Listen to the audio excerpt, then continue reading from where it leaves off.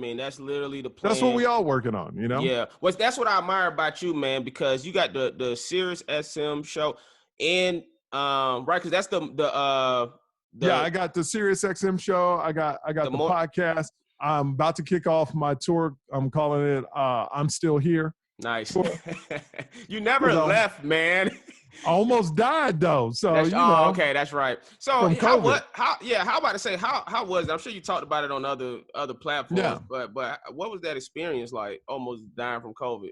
Well, it was crazy because nobody knew really what it was. I was there. I was the first person at St. Joseph's Hospital in Burbank in ICU with COVID.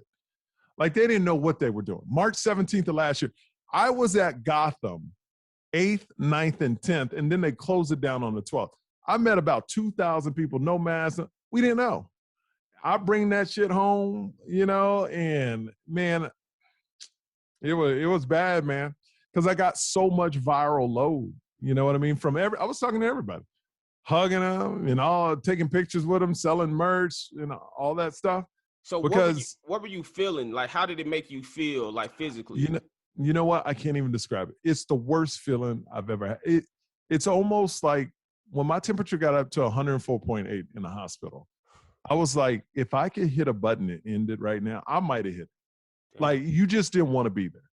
Like, it was that hard where you didn't want to live, man. You didn't want to live, but you pushed through it. I mean, my body was burning up. My head felt like it was going to explode. I couldn't walk. They had to carry me to go to the bathroom. Like, it was bad, man. I thought it was over, homie. And how long did that last? That lasted 4 days, and I finally got out around 8-9 days later.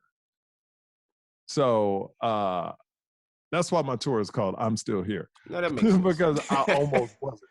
So, but that's the thing, man, is that, it was very cool to see people step up and people, like, reach out and things like that. It was cool. I had friends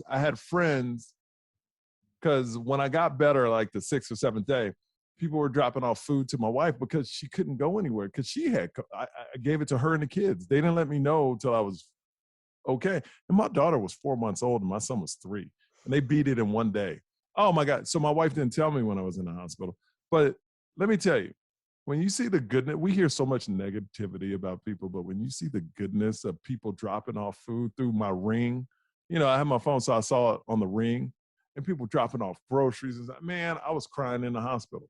Wow, it's just in your worst time, you see people do great things, and that gives you hope.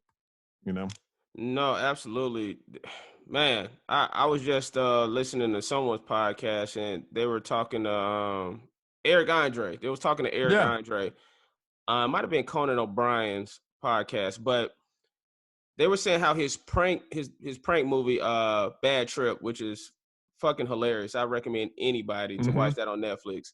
How a lot of prank stuff, it shows like the bad in people. His movie was different because it showed the humanity in people. It showed like the goodness of people's heart.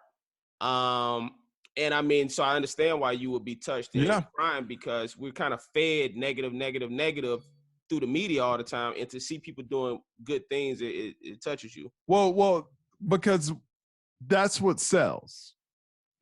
I mean, how many great programs are on TV that just talk about positivity and love? None. Maybe This Is Us. That's about the only show that's pulled that off. Oprah tried it by giving away like special prizes to people.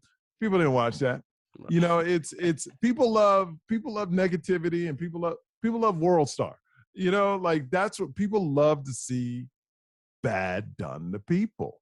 And but when you see goodness done in real time, oh man, it's beautiful. Do you have jokes about having COVID in your set? I got a 10-minute joke where people are dying loud, and no pun intended, but laughing hard at my worst moment, and that's what I love about comedy. That's what it's about. Like, literally, as I'm dying or as I'm going through this in the hospital, I'm making mental notes.